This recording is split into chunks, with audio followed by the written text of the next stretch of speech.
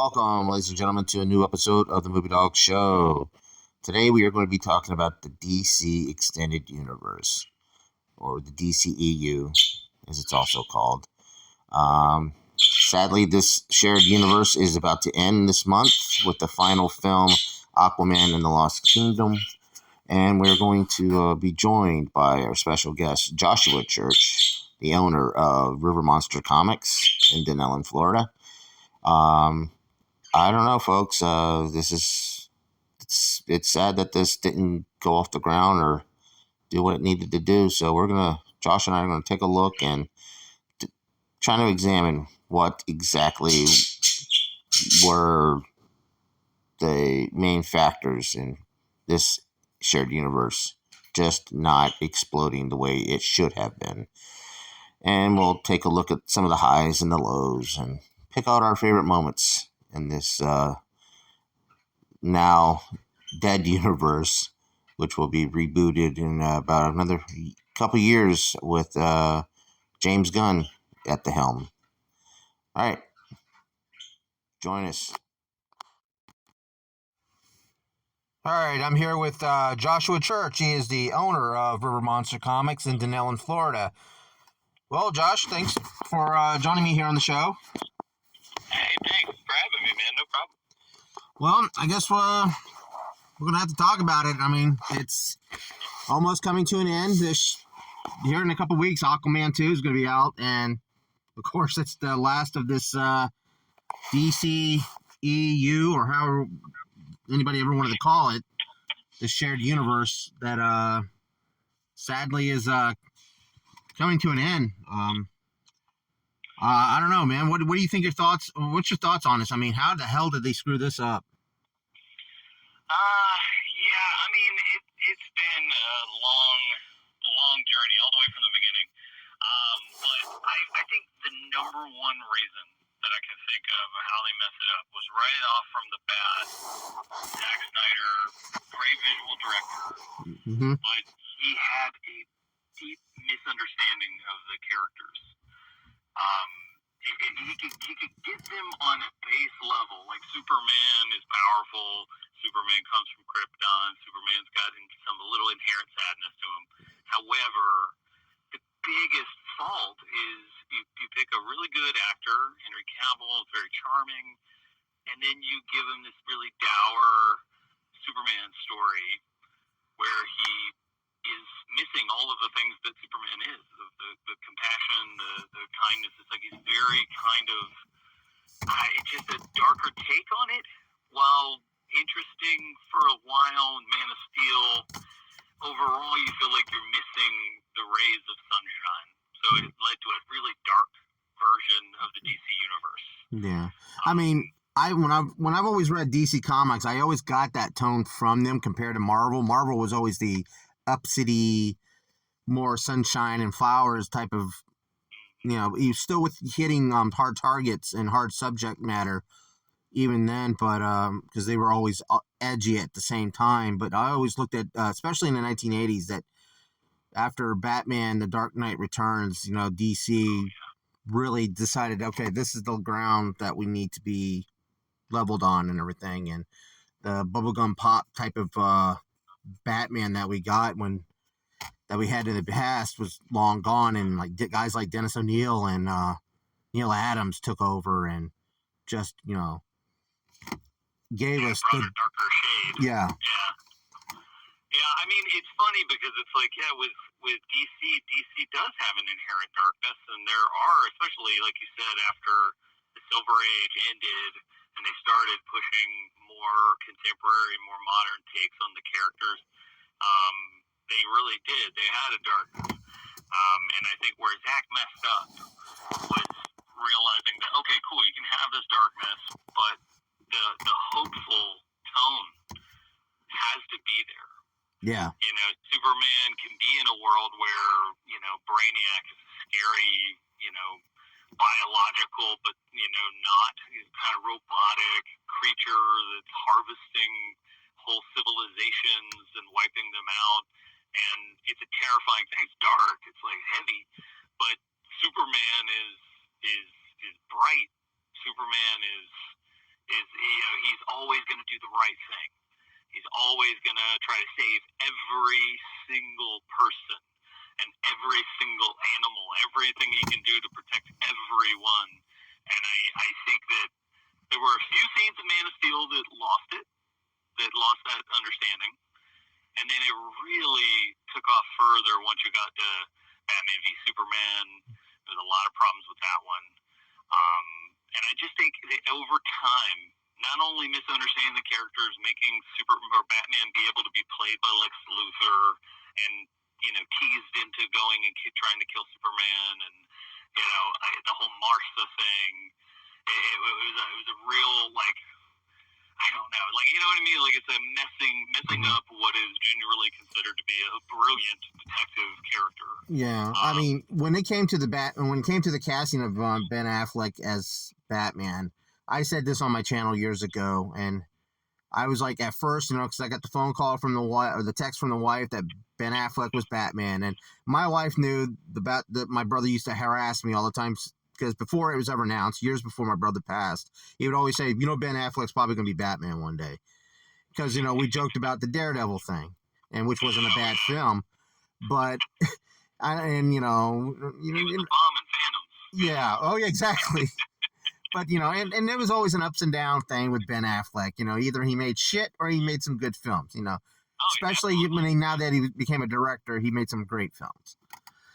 But the whole idea of him as Batman, kind of, until I saw the pictures, and Zack Snyder got the Dark Knight Frank Miller look down pat. Oh, the image right off the page, like, it's beautiful. And I had to say, now there's questions when it came to Gal Gadot, when her Wonder Woman. When I remember seeing him like that skinny toe, little itty bitty thing as Wonder Woman. She's the Amazon princess, but she won me over in Batman v Superman. I mean, she had the presence, and then when she was the best thing. Yeah, I mean, she was. As soon as she came out and the music kicked on, it was like, oh damn, all right, I'm in. And the chemistry. I have to say, the chemistry between Cavill and Affleck was really good, and then the three of them together. Yeah. I mean, they really solidified the trifecta of DC's characters with Batman, Wonder Woman, and Superman. Do I feel like maybe there was some? Well, I think one of the problems is when they did the theatrical cut, a lot of things were missing because that I think the extended cut was a much better film. Yes, it was. And the whole investigation bits that were there that were taken out. Yeah. And, a lot of explanation of behind the scenes stuff that you were like, okay, that makes more sense. Yeah. It was a better movie. Yeah. I mean, but I do think that when it came, one of the things is that Batman v Superman should have been Man of Steel 2. Yeah. And called Man of Steel 2 The Dawn of Justice or something like that. Absolutely.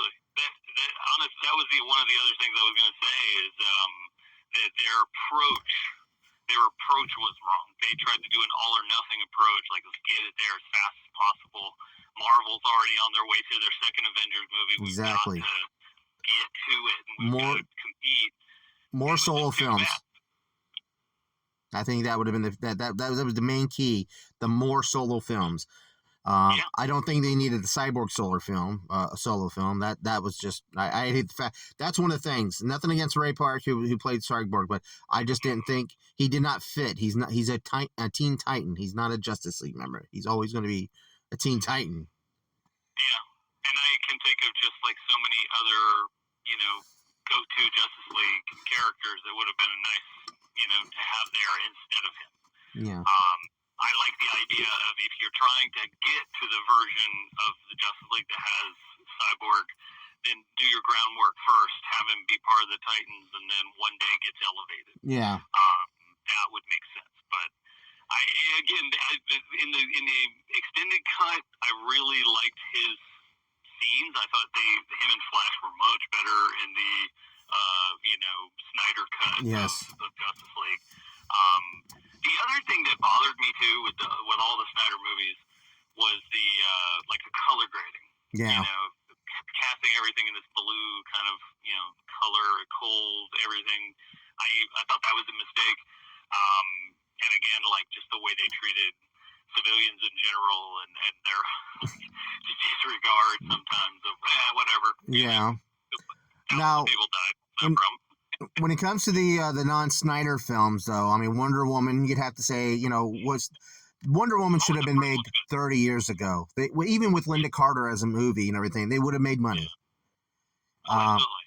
And that first Wonder Woman was very well made. Yes. And it sucks that the second one dropped the ball so much, but the first one was just really tonally right, and it felt like it's good to cast her as a fish out of water. Mm-hmm. Chris Pine was good. Everything was good in that movie. Yeah, Chris Pine's good in anything. The only bit where it lets it down a bit, but it's a solid movie. Yeah, I'd say Chris Pine. You put Chris Pine in a movie, it kind of adds a little bit. I mean, he's got that star quality in it, like that Dungeons. Really does, and he's good. Dungeons and Dragons, Star Trek. You put him in anything, and it's better. Yeah. He's a good actor. Of course, Aquaman ended up being the highest grossing out of all the DC films. The first one. Super fun. Yeah, it was. Super fun. Like James Wan, again, another great director, and his action scenes were probably the best out of all of the movies. Yeah. Because he did things in camera. Like he'd back up and un-Jason Bourne-ify the shots. Yep. So you could see it. And so all the stunt work was on display, and it's beautiful. It's so well shot. And I love that movie. For that alone, like I'll watch it just to go, man, look at these stunts. Yeah. They're so good.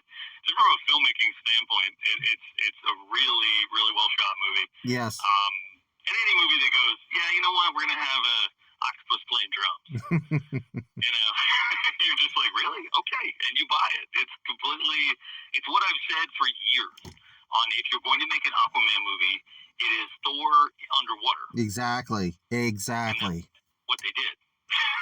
Thor underwater worked. But I had to also, one of the things that it's not the director's fault. Suicide Squad, even though David Ayer is going to be getting his director's cut under the supervision of James Gunn. Yeah, which is cool. And I do think that we're going to see the film that we should have saw. And it's like the Snyder cut and everything. We're going to get a much better film. We're going to get more of Jared Leto's Joker, which I think was a little bit harshly criticized because there wasn't much of him to do. And I do think that eventually that we would have gotten that solo Batman movie with Ben Affleck. We would have really had the a well-rounded performance of Jared Leto. Oh yeah, I think so. I think over time it would have been better. Yeah. The biggest part, it's one of the biggest faults that I can think of for DCEU though, is if you line them all up. If you line up all the movies we've gotten, including now The Flash, if you line them all up and started playing them all, sometimes it's hard because Marvel's so good at it. They make it look easy, but there's like connective tissue in Marvel where you can, as soon as the movie starts, you feel like, oh, okay, the way this movie's shot, the color, the look of it, the feel of the people who are walking around and everything, it feels like it all fits in the same world. Yeah. Even Guardians of the Galaxy is a bit more off kilter, but it still feels like, no, Peter's from that world. Yeah. And he's in this crazy psychedelic space area. And the DCEU movies lack that connective tissue. And so when you watch them, it's like you sit there and you go, damn it, this feels so different than what we just got. Yeah. And then you get another one and it feels different. And again, I think that's the fault of Warner Brothers for maybe not having a Feige, who has a big whiteboard and is over there going, okay, here's the 3 composers we're working for. Like you're going to get Hans Zimmer to do Man of Steel, then you go, okay, so Hans Zimmer-esque musicians from here on in. Exactly. And if you're going to shoot it in that color grade, when you go, well, Zach set the tone, so all of us are shooting in this. Yeah. Or at least a close enough so it feels right. And I think that's one of the problems. That's one of the things that gets me really excited for James Gunn is that he's done that. He helped Feige. He worked with him closely. Yeah. And like having him be the new Feige for that realm, it's like that we might get that better connective tissue and make everything feel like, okay, this is all in the same world. Oh yeah. Because it's a small psychological thing, but when you're watching it, you can go, oh, okay, yeah, this is connected. And if you don't feel that, sometimes the stakes are gone. Sometimes the feeling of, well, but how does this fit with the other stuff? Is Batman there yet? Is Superman there yet? Like, Yeah. it's a hard thing to do. It's the reason why so many have tried since. I mean, the Universal monster movie universe was proof enough. I mean, they tried to reboot it 3 times and it just failed miserably. Yeah, absolutely. Because everybody, as soon as Marvel did the cinematic universe, everybody wanted to do it. And Marvel's not the first one to do it. Yeah. Everybody forgot Kevin Smith. Yeah. Doing it in And the Abbott and Costello movies and the old Universal monster movies and. Yep, exactly. And done well. Done well. And you could do it. And I think DC's got a great shot. I love what I'm hearing with the Superman movie. Yeah. Cast good. So at least I'm excited for the Aquaman movie. It looks good. I'm happy that it gets to be the last one because it's fun. I think the problem though is that these last few movies, Shazam, Black Adam, Blue Beetle, The Flash. The Flash is a whole story all of its own. I blame the star of that movie, but they're suffering because everybody knows that these films don't matter. Yeah, I mean it's really a shame. It's really a shame. It's like I feel like Aquaman should come out and be good, and probably not do well at the box office just because it's in a time of change. Yeah. Where nobody will give it a shot. I mean, I'm guilty of it that I didn't go see Blue Beetle because I didn't. I was like, it's that doesn't matter. I don't know. The trailer didn't excite me. And then I saw it when it came to HBO Max, and I was like, wow, this is a really fun movie. I should have gone and see it. It's really good. I wish I would have. I mean, I haven't seen it yet, but I heard a lot of people said that it felt like the way Black Adam felt, an 80s, 90s comic book movie. Yeah, it did. It was fun. I mean, the family was good. Or 90s, I'm sorry. Like if you took a 90s superhero movie and added some of the aspects of like the family in Miss Marvel, and you threw that in there, that's what it feels like. It was like the family sold it. Yeah. And honestly, I think sometimes that's a thing that gets lost in comic book movies is, they forget that it's the regular people. Yeah. It's like Rocky is a great film because it's not about the boxing. The boxing's just the capping on the top. It's about the character. Boxing was kind of the MacGuffin of that story. It was the character-driven story. Yes. And superhero movies need to be that too. They need to remember that it's about the character. It's like the Superman should be very much about Clark and his values. Yeah. And that's how you make a good Superman movie. You can't forget the value part of it and his relationship to Lois and all of that. Yes. And why Lex Luthor is egotistic and why he can't handle Superman existing. You know what I mean? It's like I feel like so much of that was lost in a lot of those movies, the DC movies that we've gotten. Yeah. It's so much about the spectacle, and we haven't gotten a lot. But it's nice to see at least Blue Beetle got that right, and I hope this new Aquaman movie gets that right. It seems like it's in the right place. It seems like it's focusing on family. My thing about the Blue Beetle was that Booster Gold was not in that movie, and that's the Abbott and Costello of DC. Oh, dude, for sure. I'm excited that James Gunn wants to use Booster Gold. I'm like, oh, please. No, exactly. He's the perfect character for our modern society. Would be awesome. Yeah.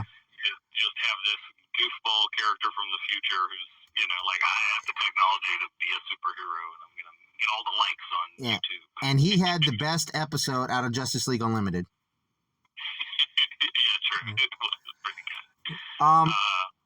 Okay, how would you, a quick ranking, what would you say would be, like, from best to worst out of the DCEU films? Not counting, like, not counting the TV shows or anything like that, which, by the way, I do think that they should have connected those TV shows, those Arrowverses with this, but that's another story for another time. Yeah, that's true. I know, it's a toughie. I would say, I mean, even with its problems, the one I watch the most and enjoy, even with the problems, is probably Man of Steel. Yeah.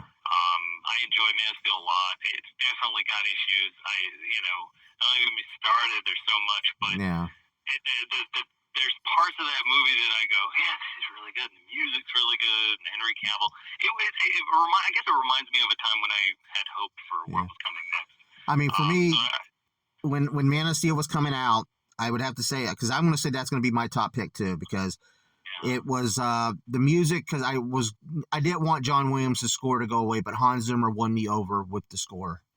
Oh yeah. And that opening and yes, is fantastic. Yes. I mean, that's almost worth it alone. Yeah. Just that.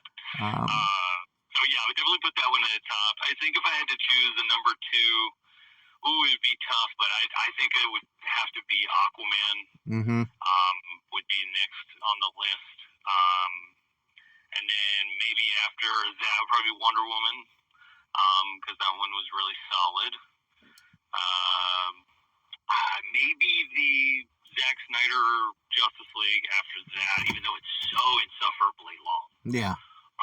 Well, I think because it was meant to be two parts, and that's why he. Yeah, it was meant to be cut in half. So I get it. It's just in the middle of it, you're like, oh, come on, Lois, get that coffee. It's gonna take forever. So there's that. I would say next, and then Blue Beetle. Mm-hmm. And then probably would we count the new James Gunn Suicide Squad? I think so. Yeah, I actually enjoyed that one a lot. I did. I'd probably put that right above Blue Beetle. Actually, I put that and then Blue Beetle. Yeah. And then if I had to choose after that, I think, God, what's left? I know. Shazam 1 and 2. Okay, Shazam 1 would be the next. 2 probably right after. And then I think it's except for BVS and Wonder Woman 84. Yeah, and there was Black Adam. And Black Adam. So Black Adam would come right after Shazam, and then Shazam 2 after that. Because it is a little like, okay, this movie is pretty basic. And then my last two on the list would definitely be Wonder Woman 84, which I just can't get past the monkey's paw rape of a poor guy who is like, yeah, I have her face, I have his face, or but you can't see it, and it's inside. I have his soul and everything. And she's like, I see you. And then they have a whole weekend of,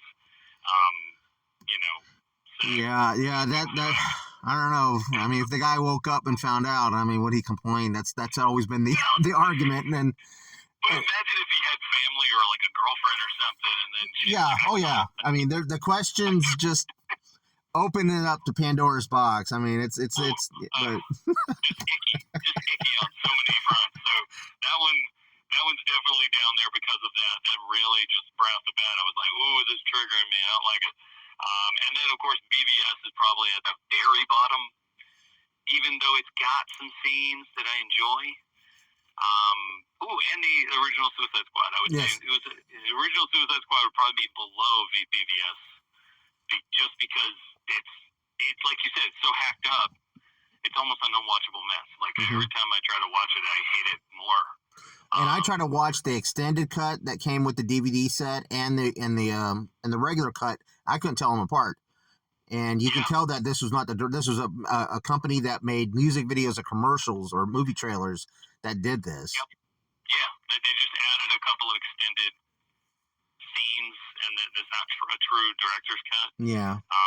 It's a shame because again, you can tell it's David Ayer. There's early parts in the movie that are really good, and then it just falls off. Once you get into the city and they're actually on their mission, it's bad. Yeah. And it's a shame because all the actors are good. Yeah, exactly. It hurts me.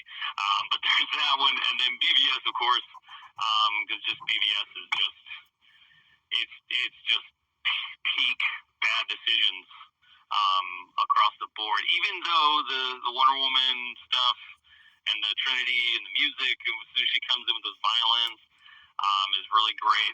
But that movie is every time I try to watch it, I'm reminded.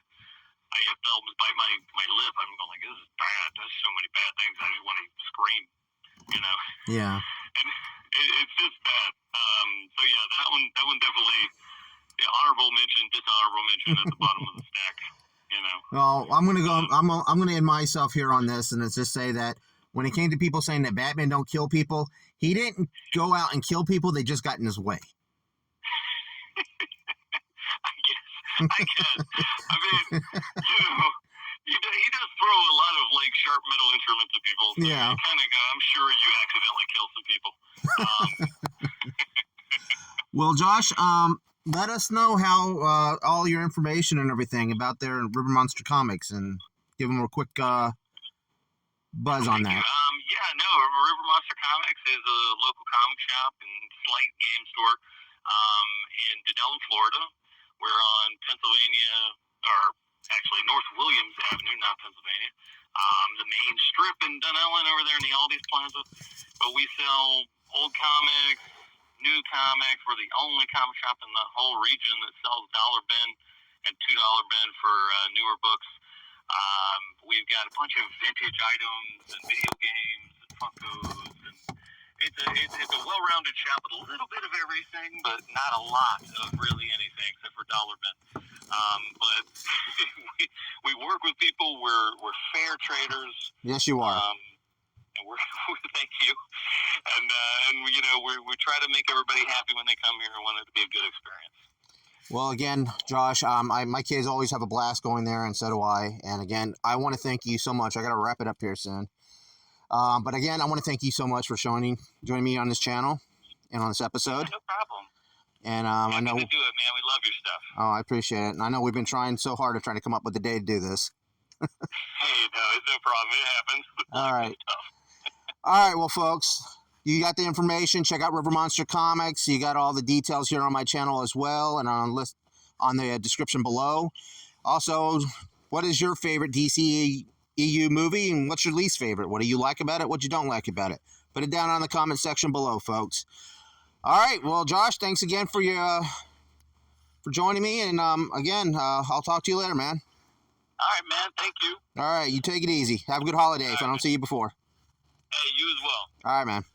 Bye. Bye. All right, folks. Well, that's all the time that we got here on the Movie Dog Show. Again, leave a comment section down below, hit the like button, and share away, folks. Okay.